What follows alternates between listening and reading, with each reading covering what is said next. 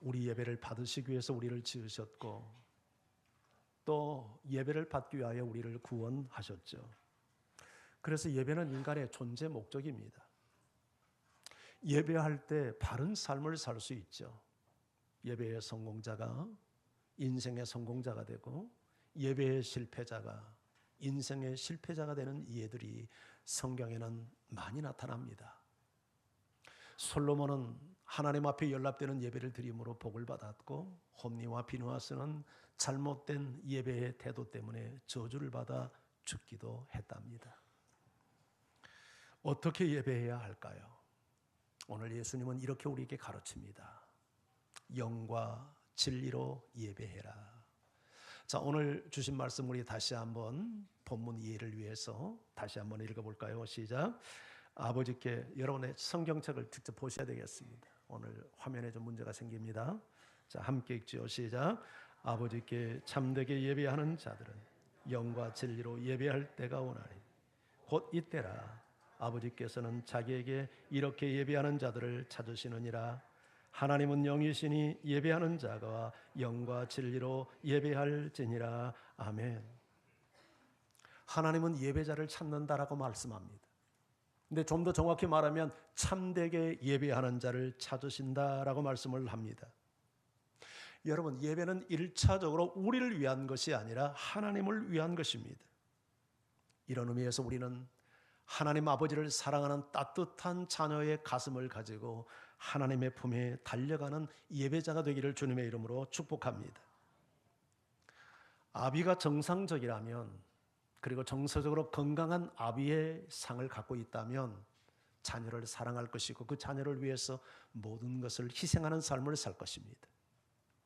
그리고 아버지를 통해서 그 사랑을 확인한 자녀는 아버지에게 거침없이 달려나갈 것입니다. 제가 절제를 많이 하지만 이 얘기하지 않을 수 없어서 얘기하는데 우리 손자 얘기 한 번만 더 할게요. 용서하시고 들으세요. 영상통화를 자주 하는데요. 지금 16개월 됐거든요.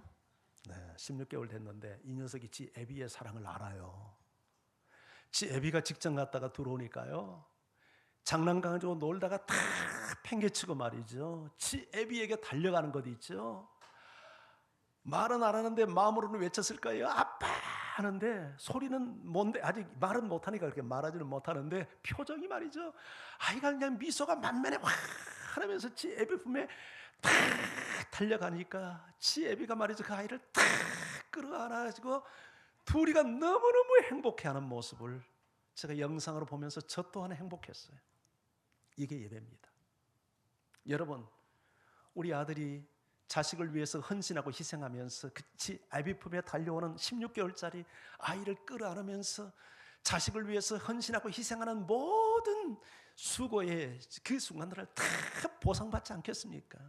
이게 예배를 받으시는 하나님의 마음인 줄 믿습니다.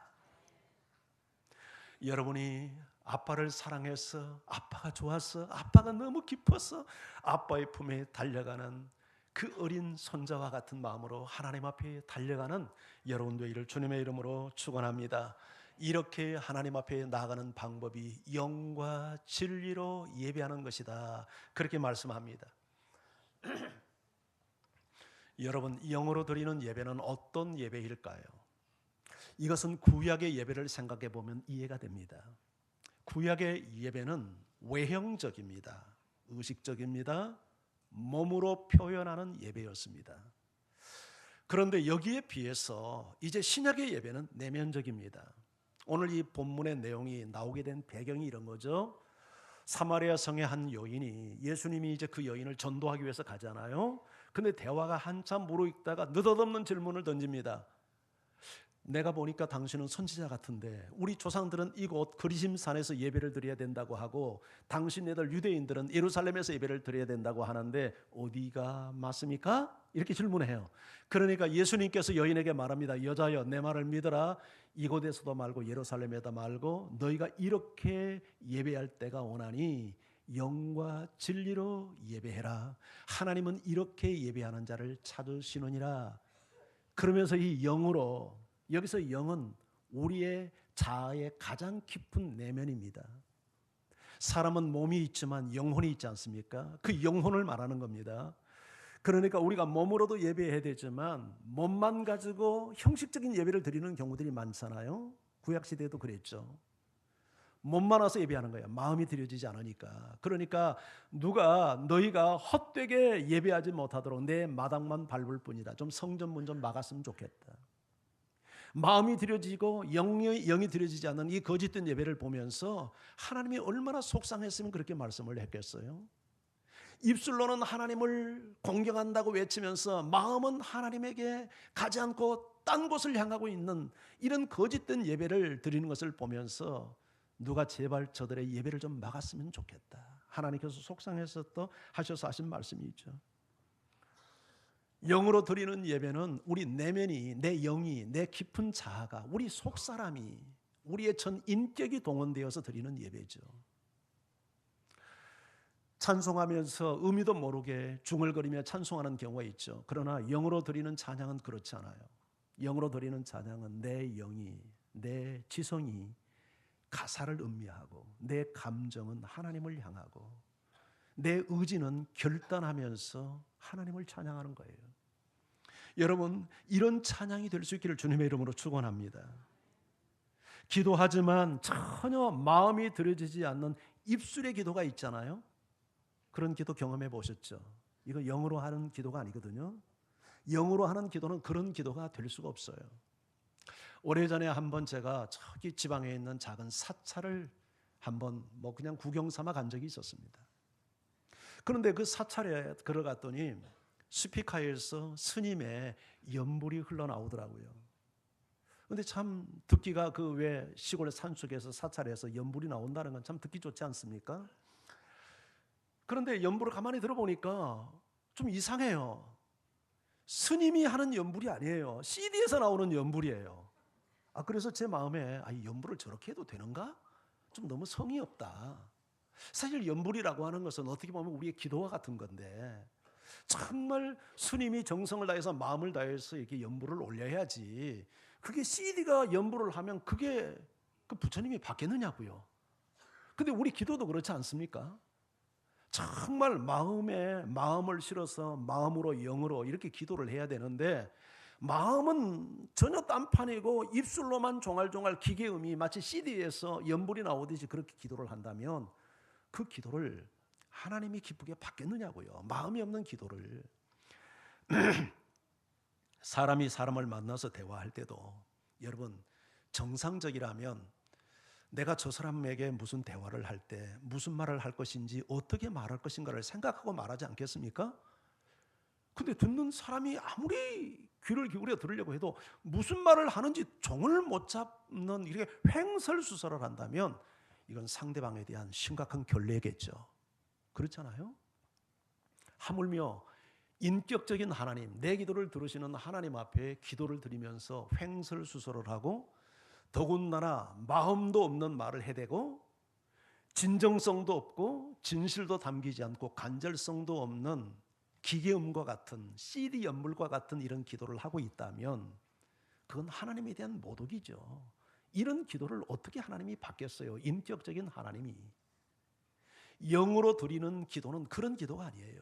마음을 담고 정성을 담고 진실을 담고 간절성을 담아서 내 마음을 고백하는 기도가 영으로 드리는 기도예요.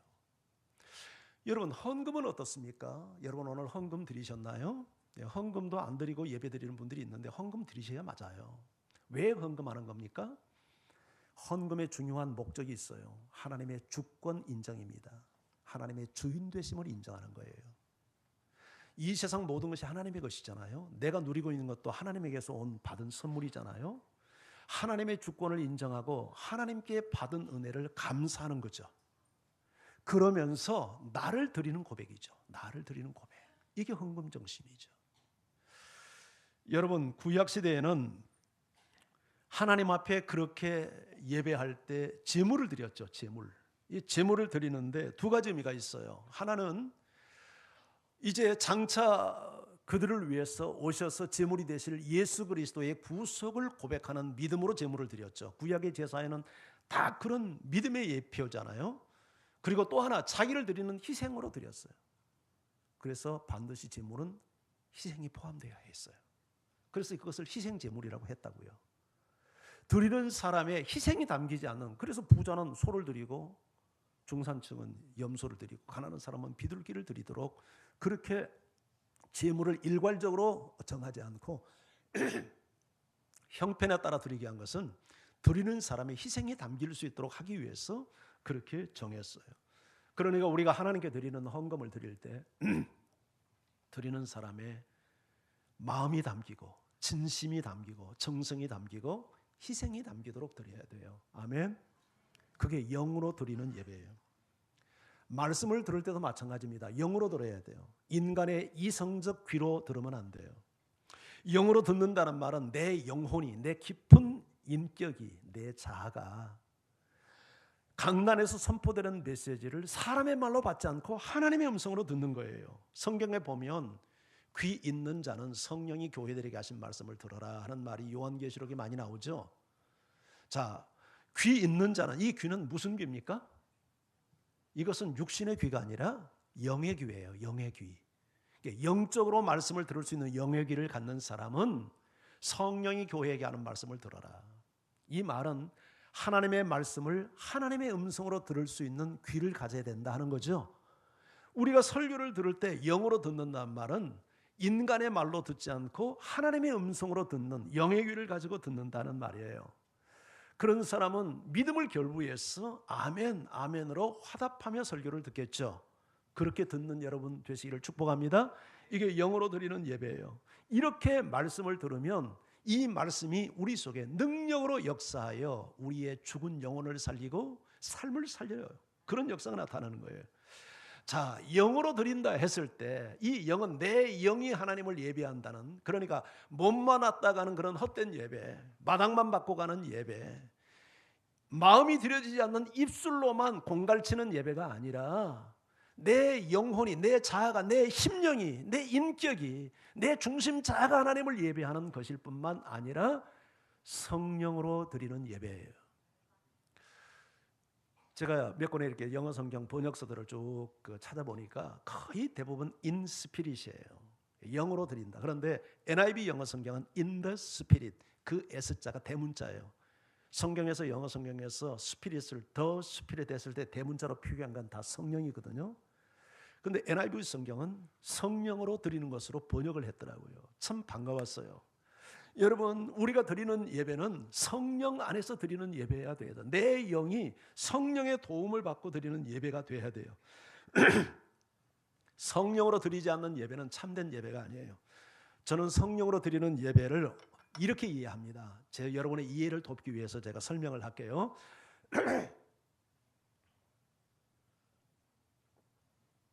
성령으로 드리는 예배는, 우리가 드리는 예배가 갈비라면 성령으로 드리는 그 성령의 도움은 숯불과 같다, 이렇게 봅니다. 여러분, 갈비가 얼마나 맛있는 음식입니까? 한국 음식에 트러블을 겪는 외국인도 갈비는 다 원더풀입니다. 갈비는 다 좋아해요.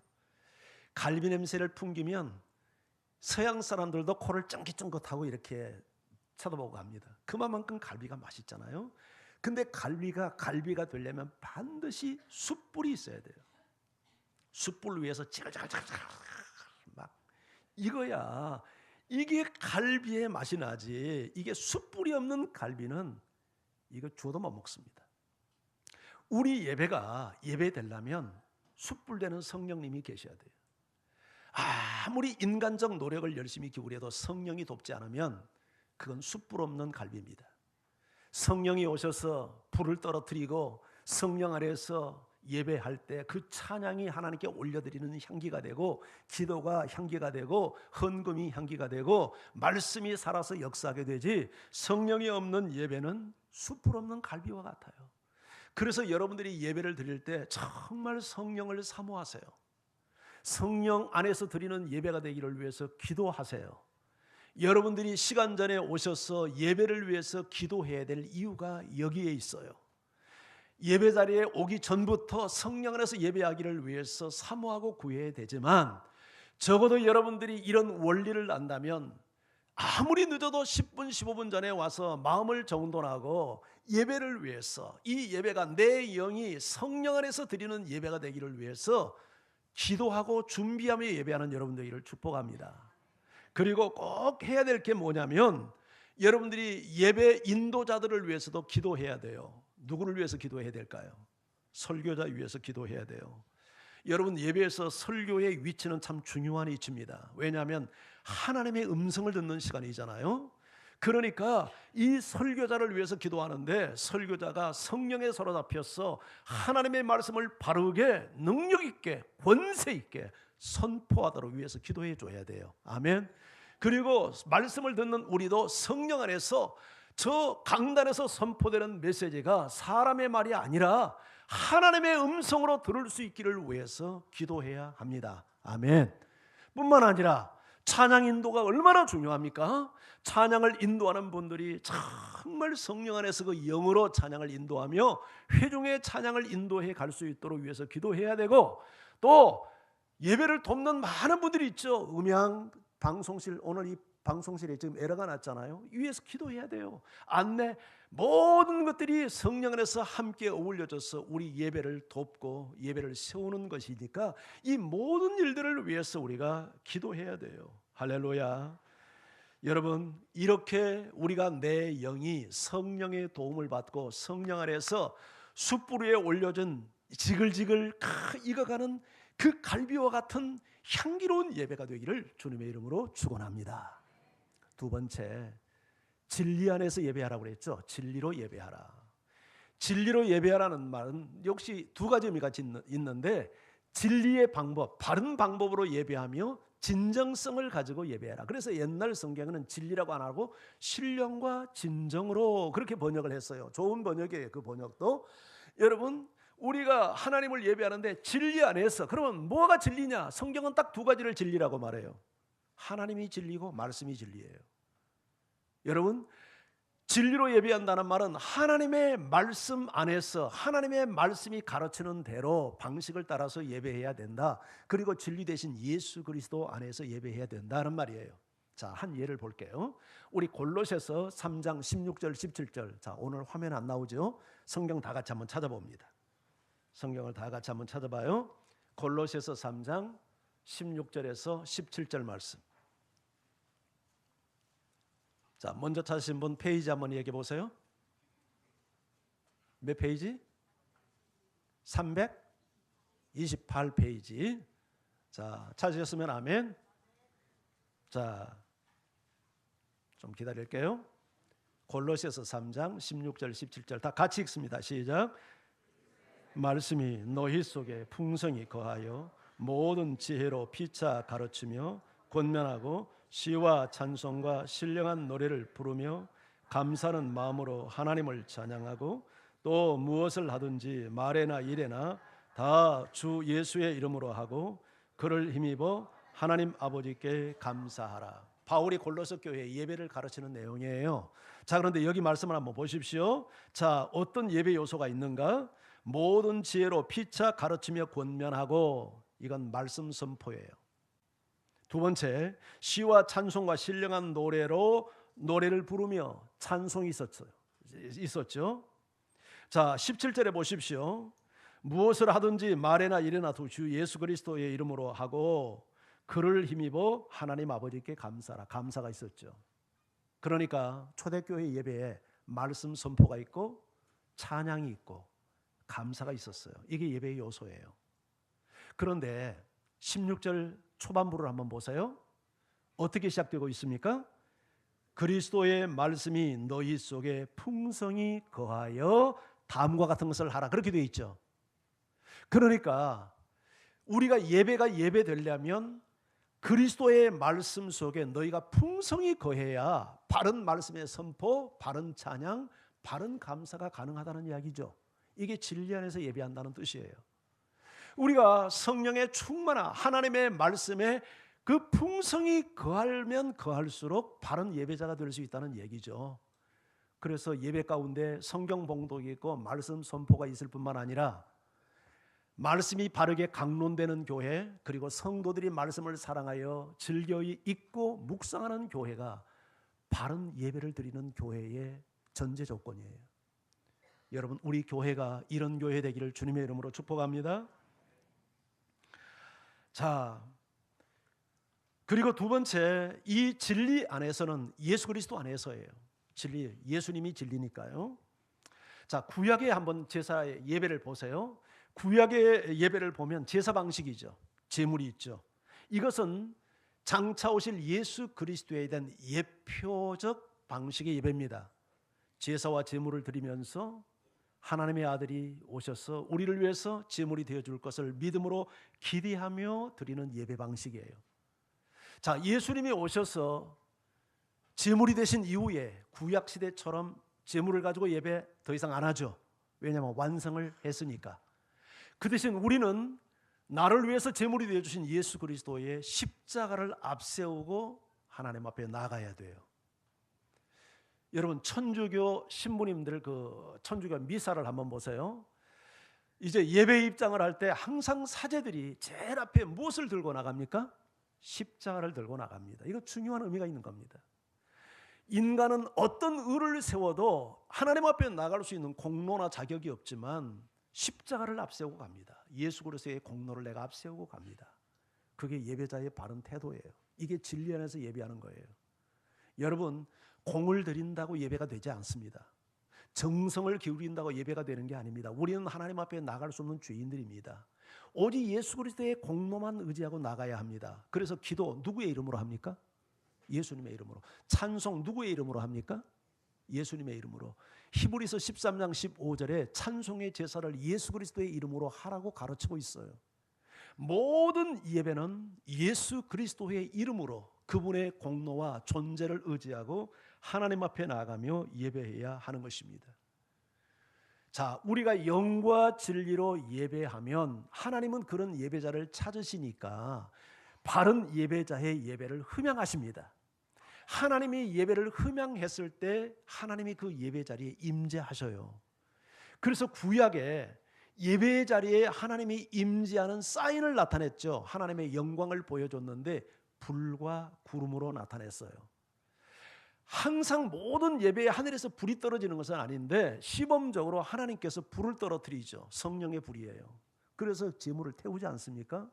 물론 나중에 하나님이 주신 불을 잘 관리해서 그 불로 제물을 나중에는 태웁니다마는 어떤 예배들을 보면 하늘에서 불이 떨어져서 제물을 태우는, 이게 하나님이 그 예물을 받았다, 내가 그 예배 자리에 임재한다, 그런 상징적 표현을 한 거죠. 우리 눈에는 보이지 않지만 신약 시대에 우리가 드리는 예배에도 성령께서 친히 임재를 합니다. 아멘. 하나님께서 예배에 임재를 해요. 여러분, 그 구약 시대에 그 하나님의 임재가 이렇게 우리에게 나타나면 우리에게서 일어나는 반응이 있어요. 그게 어떤 반응이냐면 이건 예외 없는 동일한 반응이에요. 첫째는 두려움이 생겨요. 구약의 모든 예배를 보십시오. 자, 시몬 베드로가 갈릴리 바다에서 인간 예수를 하나님의 아들로 딱 만나는, 눈이 열려서 만날 때 나타낸 반응이 뭐였죠? 주여 나를 떠나소서, 내가 죄인이로소이다. 예수님을 하나님의 아들로 만났을 때 나타나는 감정이 뭐냐면 자기가 죄인이라는 거예요. 여러분, 하나님을 만난 모든 사람에게 일어나는 반응입니다. 나의 부끄러움, 나의 수치, 나의 허물, 내 죄를 발견합니다. 남의 허물을 보는 게 아니라 내 허물을 보는 거예요. 이게 성령의 역사예요. 이게 하나님 만난 사람의 모습이에요. 솔로몬이 하나님을 예배했을 때, 성전 봉헌 예배를 드릴 때 하나님이 임재가 나타나죠. 구름 가운데 나타났어요. 어떻게 반응했죠? 모두가 두려워서 엎드렸어요. 서서 감히 예배를 드리지 못했어요. 다 같이 엎드렸어요. 여러분, 이사야가 성전에서 하나님의 영광을 봅니다. 하나님의 옷자락을 보는 순간 어떻게 반응합니까? 화로다, 나여 망하게 되었도다, 죽게 되었도다. 내 입술이 부정한데 내가 하나님을 배웠도다. 이게 모두 하나님을 만난 사람들은 다 같이 경건한 두려움을 느꼈어요. 그 수치감과 두려움이 나로 하여금 회개의 자리로 이끕니다. 그래서 하나님을 만난 사람은 가슴을 쳐요. 남의 죄가 자꾸 보입니까? 그건 성령 역사 아닙니다. 그건 마귀 역사입니다. 예배드리고 나서 누군가에 대해서 분노하고 누군가에 대해서 불평하고 판단하고, 그건 바른 예배자의 모습이 아닙니다. 성령이 정말 예배를 통해서 하나님을 만난 사람은 자기 허물을 보게 만드는 겁니다. 부끄럽고 수치스럽고 부족해 보이고 연약하고, 그래서 가슴을 치고, 그래서 회개하게 되고 무릎을 꿇고, 그러면 하나님은 반드시 회개하는 사람의 심령을 받으시고 사죄의 은총을 허락하죠. 용서의 은혜를 베푸는 겁니다. 그럴 때 우리에게 일어나는 감정이 기쁨과 평안입니다. 이게 예배의 공식이에요. 예배를 통해서 하나님을 만나면 다 같이 자신의 허물을 보면서 두려움을 느낍니다. 그 두려움이 회개하게 만들고, 회개하면 용서의 은총을 베풀면서 기쁨과 평안이 임해요. 그러한 힘이 세상을 이기는 힘이 되게 만듭니다. 예배를 통해서 하나님의 임재를 경험하고, 그리고 죄 문제가 해결되고 기쁨과 평안을 얻으면 죄를 이길 수 있는 힘이 주어지고, 세상을 이길 수 있는 힘이 주어지고, 거룩하게 살 수 있는 힘이 주어지고, 하나님의 말씀 앞에 순종하며 살아갈 수 있는 힘이 주어지고, 세상의 한 복판에서 정말 예배자의 삶을 살아갈 수 있는 힘이 주어지고, 세상에서 이웃을 섬기며 그리스도의 사랑을 실천하며 살아갈 수 있는 힘이 주어져요. 한마디로 예수님의 하나님의 성품을 본받게 되는 것이죠. 이것이 우리가 회복해야 될 예배의 균형인 줄 믿습니다.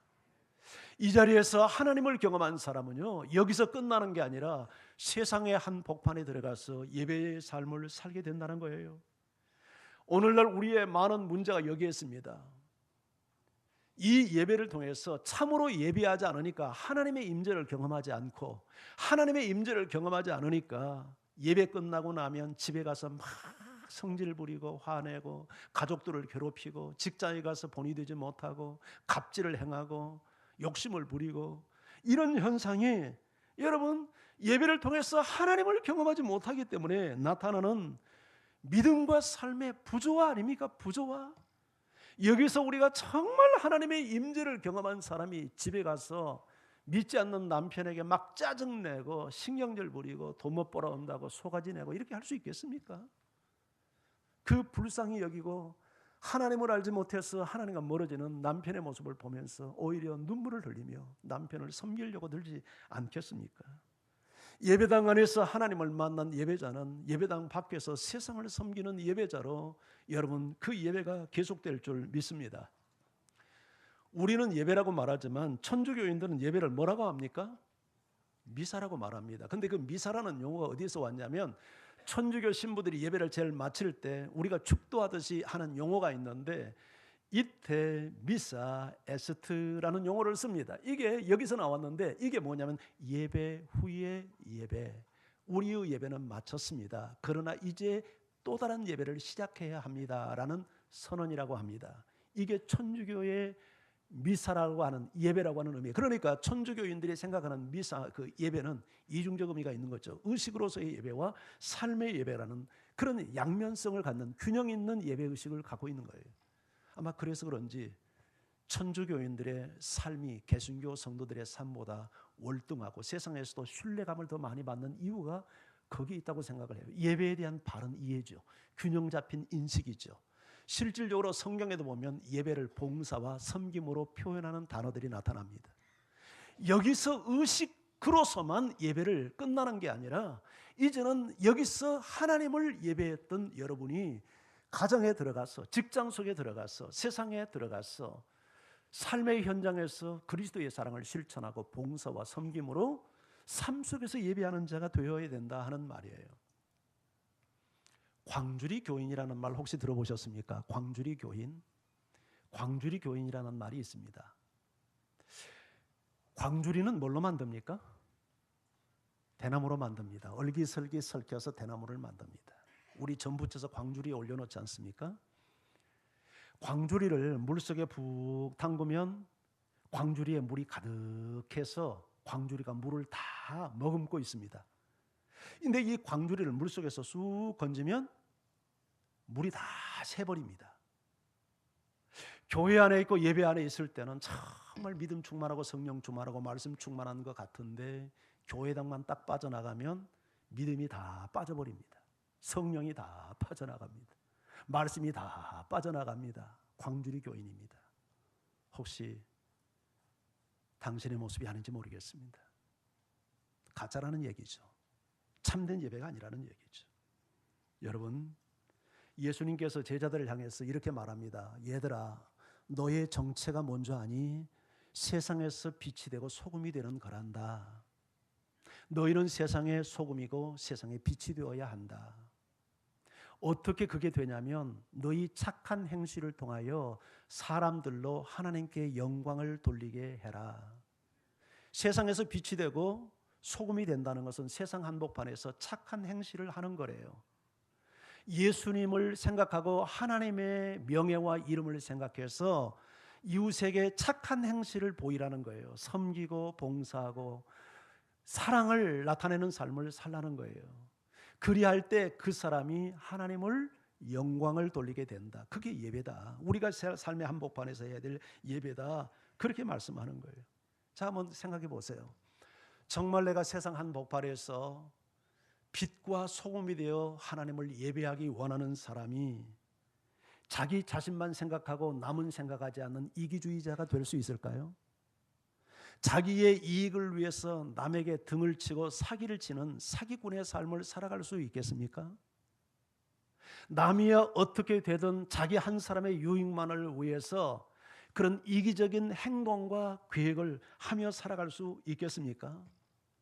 착한 행실을 통해서 하나님께 영광 돌리기 원하는 예배자가 되기를 원하는 사람이 불신자라고 해서 함부로 대하고 나보다 힘이 약하다고 해서 그 사람을 함부로 대하며 비인격적으로 대하고 그 사람을 괴롭히는 갑질 행위를 진정할 수 있겠습니까? 하나님을 예배하는 의식을 가지고 살아가는 사람이라면 말이죠. 세상에서 하나님을 예배하는 삶을 살려고 의식하며 길거리를 거는 사람이 아무데나 쓰레기를 집어 던지고 교통법규를 무시하고 제 마음대로 살아갈 수 있겠습니까? 양심을 속이는 행동을 행할 수 있겠습니까? 정말 세상 한복판에서 빛과 소금이 되기를 원하는 의식을 가지고 사는 예배자라면 적어도 그렇게 기본기를 흐트리는 삶을 살지는 못할 것입니다. 세상에서 예배자가 되기를 원하는 사람이 기본기도 지키지 않고 상식 없는 삶을 살지는 못할 거예요. 사람들을 대하면서 무리하게 대하고 예의가 없이 행동하고 불친절하고 인사성이 없고 얌체짓하고 지 자신만의 이익을 위해서 사람들에게 손가락질 받는 행동을 함부로 하지 못할 것입니다. 하나님 앞에 영광을 돌리는 예배자의 삶을 사는 사람이라면 약자를 등쳐서 이익을 얻기보다 오히려 약자를 돕는 희생의 삶을 살려고 하지 않겠습니까? 이런 예배자의 삶을 살려면, 이런 빛과 소금의 삶을 살려면 불가피하게 여러분이 선택해야 될 것이 있는데 그건 희생입니다. 소금이 자기 희생 없이 어떻게 소금의 역할을 감당할 수 있겠고, 빛이 자기 희생이 없이 어떻게 빛을 발할 수 있겠습니까? 그런데 왜 예수 믿는 사람은 손해보려고 하지 않습니까? 왜 집에서도 형제간에도 왜 이웃간에도 자기 권리가 그렇게 강합니까? 그것은 하나님을 예배하며 산다는 의식이 우리 안에 없기 때문입니다. 2006년 1월 달에 33살의 젊은 청년 한 사람이 세상을 떠났습니다. 그런데 장례식장에 무려 4,000명이나 되는 사람이 그의 죽음을 애도하며 방문을 합니다. 제가 우리 교회의 여러 초상, 아마 지금까지 34년 성윤교회에서 담임 목사로 목회하면서 100건 넘는 장례식장을 저도 갔을 것입니다.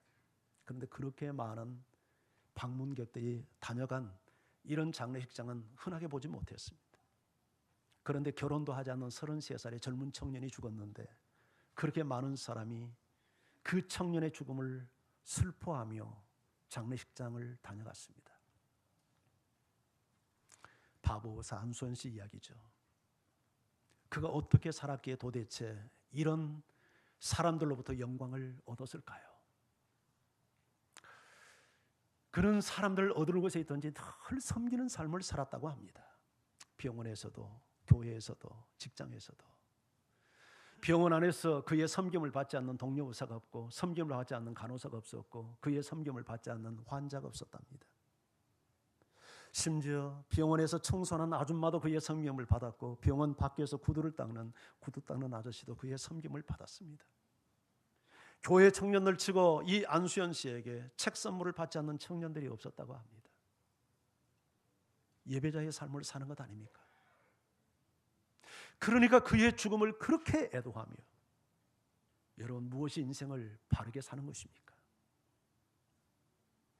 정말 세상의 한복판에서 그를 통해서 얼마나 많은 사람들이 하나님의 영광을 보며 하나님을 예배하며 살았을까요? 누구나 죽습니다. 안수연 씨처럼 젊은 나이에 세상을 떠날 수도 있고, 여러분들이 80, 90 인간 수명을 다 살다가 세상을 떠날 수도 있습니다. 그러나 분명한 것은 우리는 다 같이 죽음 앞에 서야 합니다. 그래서 죽음 자체를 두려워해서는 안 됩니다. 죽음은 삶의 한 부분일 뿐입니다. 정말 두려워할 것은 빅톨 유고가 했던 말대로 죽음 자체가 아니라 한 번도 제대로 살아보지 못하고 죽는 것 자체가 두려운 일입니다. 세상에서 예배자의 삶을 산다면 우리는 모든 순간이 영광이고 가치이고 보람이고 정말 흥분된 삶을 살아갈 수 있을 것입니다. 그런데 그렇게 살지 않으니까 남에게 패기치는 인생을 살게 되고 아무것도 기여한 바가 없는 그런 낯선 인생을 살아가는 거죠. 안수연 씨의 삶, 비록 33살 젊은 나이에 예수님을 너무 닮아서인지 예수님 나이에 세상을 떠났습니다만, 그렇게 많은 사람이 그의 죽음 앞에 슬퍼하며 애도하며 안타까워하는 것은 그의 섬김과 사랑을 경험했기 때문이죠. 이렇게 살아보지 않겠습니까? 여러분의 삶을 통해서 섬기고 베풀고 사는 것이 손해보는 인생입니까? 아닙니다. 당신은 가장 위대한 삶을 사는 예배자의 삶을 살고 있는 것입니다. 17세기 프랑스의 수도원에서 일했던 로렌스 형제는 계란 하나를 후라이할 때도 예배하는 마음으로 요리했다고 합니다. 수도사들이 먹고 남긴 접시를 세척하는 그가 설거지를 할 때도 마치 성직자가 성례를 집행하는 마음으로 경건하게 감사함으로 설거지를 했다고 합니다. 그는 모든 순간이 예배였습니다. 그는 늘 하나님의 임재를 훈련하며 살았던 것입니다. 여러분, 어디서 무엇을 하느냐가 성과 속을 구분하는 게 아닙니다. 교회 일이라고 해서 성스러운 일이고 세상 일이라고 해서 세속적인 일이 아닙니다. 중요한 것은 어떤 일이나 어떤 장소가 성과 속을 구분하는 절대 기준이 아니라 어떤 동기와 어떤 자세로 일하느냐가 진정한 성과 속을 구분하는 절대 기준입니다. 여러분들이 세상에 저 먼지를 둘러쓰고 일용직으로서 힘든 일을 하고 있다 해도 하나님의 이름과 영광을 위해서 하나님의 명예를 생각하며 성실하게 최선을 다해서 칭찬받도록 일하고 있다면 당신은 거룩한 성직을 감당하고 있는 일입니다. 그러나 비록 성당 강대상에서 설교를 하는 설교자라 하더라도 자신의 유익을 위해서 설교하고 있다면 그 사람은 세속적인 직업을 감당하는 사람입니다. 여러분의 모든 순간이 예배가 되기를 바랍니다. 여러분, 슬픈 일이 있을 때나 기쁜 일이 있을 때나 예배해야 합니다. 기쁠 때는 기쁨을 주신 하나님을 찬양하고, 슬픈 일을 당할 때는 슬픔을 통해서 내가 성장해야 될 그런 어떤 성숙을 위한 기도를 할 줄 알아야 합니다. 샤워 시간에도 그냥 샤워하지 말고 하나님, 이 물이 내 몸을 깨끗하게 한 것처럼 주의 보혈로 내 마음과 생각을 깨끗하게 씻어 주옵소서. 옷을 입는 순간에도 그냥 옷 입지 말고 어떤 옷이 좋은 옷일까? 거울 앞에서 너무 폼 잡지 말고 하나님 의의 옷을 입혀주시고 나에게 전신갑주를 입혀주셔서 영적 전쟁에서 승리하는 삶을 살게 해주세요. 길을 갈 때도 그냥 가지 말고 하나님 저에게 복을 주어서 악인의 길을 제가 걷지 않게 하시고 죄인의 길에 서지 않게 하시고 하나님을 조롱하는 오만한 자의 자리에 앉지 않게 하소서. 운전할 때도 내비게이션이 내 가는 길을 인도해 주듯 주의 말씀의 등불을 밝히 들고 이 말씀의 빛을 따라서 제 길이 온전한 길을 갈 수 있도록 제 삶을 인도해 주옵소서. 직장에서도 일할 때에도 하나님, 내가 사람에게 기쁨이 되게 하여 눈속이 많은 사람 되지 않게 하시고 모든 일을 죽게 하듯 행하는 성실한 예수 그리스도의 종이 되게 하옵소서. 모든 순간을 이렇게 예배하며 행한다면 하나님은 그 사람을 통해서 영광을 받으실 것입니다. 이런 예배자를 하나님은 찾고 계신다고 말합니다. 어떻게 해요? 영으로 예배하세요. 여러분, 내 몸뚱아리만 왔다가는 예배가 아니라 여러분의 가장 깊은 내면이, 여러분의 인격이, 여러분의 성품이, 여러분의 심령이 하나님을 찾으세요. 그리고 성령의 도움 속에서 그렇게 예배하세요. 그리고 진리 안에서 예배하세요. 말씀 속에 충만히 거하면서 예배하세요. 진리 되신 예수 그리스도, 그분의 공로를 앞세우며 예배하시고 진정성을 가지고 예배하세요. 진정한 예배 속에 하나님의 임재가 있고 하나님을 만난 사람은 세상 한복판에서도 예배하게 될 줄 믿습니다.